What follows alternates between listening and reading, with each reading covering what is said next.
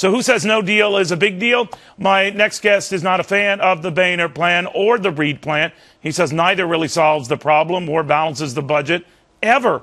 Kentucky Republican Senator Reid joining us right now. So, Senators, things stand now. Neither of these plans suits your fancy. Do you have a lesser of evils? Well, the thing is that both of these plans will add somewhere between $7 to $8 trillion over 10 years. The real disservice to the American people is they need to be honest about their accounting up here. None of these cuts spending, none of these cuts the deficit. Both plans will add $7 to $8 trillion. I don't think our country can withstand that kind of addition of new debt. All right. Now, a lot of the cuts, for example, in Speaker Boehner's plans, critics have said, you might be among them, that the upfront cuts are more like $70 to $80 billion, not the more than $1 trillion that's trumpeted in this more 10-year plan, that the upfront cuts are fairly meager. Do you agree with that? Yeah, interestingly, we have reports that say the upfront cuts are like $6 or $7 billion.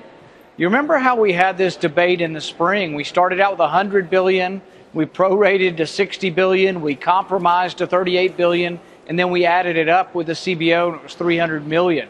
That's what's going to happen to this plan. The other thing is the $1 trillion is over 10 years, but it's against a baseline that increases spending by $45 trillion. It really is only reducing the proposed increases. It never cuts spending, never cuts debt, and it will pile on $7 to $8 trillion over 10 years. It is not even close to the answer. The answer would be a balanced budget amendment. Short of that, I can't support a raise in the debt ceiling. Now, if there are many others who share your views, Senator, we're going to blow past this deadline. Well, and that's why I think the president ought to step up and be a leader, and he should take default off the table.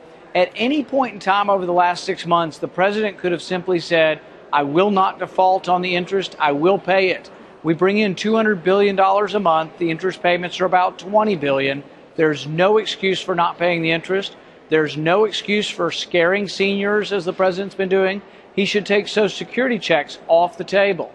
He should also take the salaries of our soldiers off the table. And we met this morning, leaders in the House and Senate, conservative leaders, and we introduced legislation that will force the president to pay the interest, pay the Social Security checks, and to pay the soldiers' salaries. So, in other words, he should prioritize just as families in a point of duress. If a spouse loses a job, prioritizes what bills they pay first, the mortgage or the rent, and just to keep the lights on, maybe the utilities, and you could play with some of the other stuff. The president has indicated so far that that's not necessarily in the cards, but we are hearing reports that privately White House officials are talking to Wall Street types, and more to the point, even the ratings agencies, that defaults is off the table, but publicly saying a very different thing. What do you make of that? Well, I think publicly he's playing games with the American people and scaring seniors and scaring the bond markets. Privately, he's reassuring the bond markets that he will pay the interest on the debt. And I think that demagoguery doesn't sit well with the American people. The American people want a leader who would actually lead the country. The only way to lead the country and find solutions to all of these real problems that exist would to be honest with the American people, pay the Social Security checks, pay the interest, and then try to find a solution. We can fix entitlements. Do you think they will, Senator? It doesn't look that way, but you think they will? Well, so far it doesn't look like he's going to be that kind of leader, and I think he should. And he should take default off the table and reassure everybody. But I don't think he's going to. But I think we do need to have an honest debate in this country how we fix entitlements, how we fix this enormous debt crisis that's coming and is looming in the near future. All right, Senator Rand Paul, good seeing you. Thank you.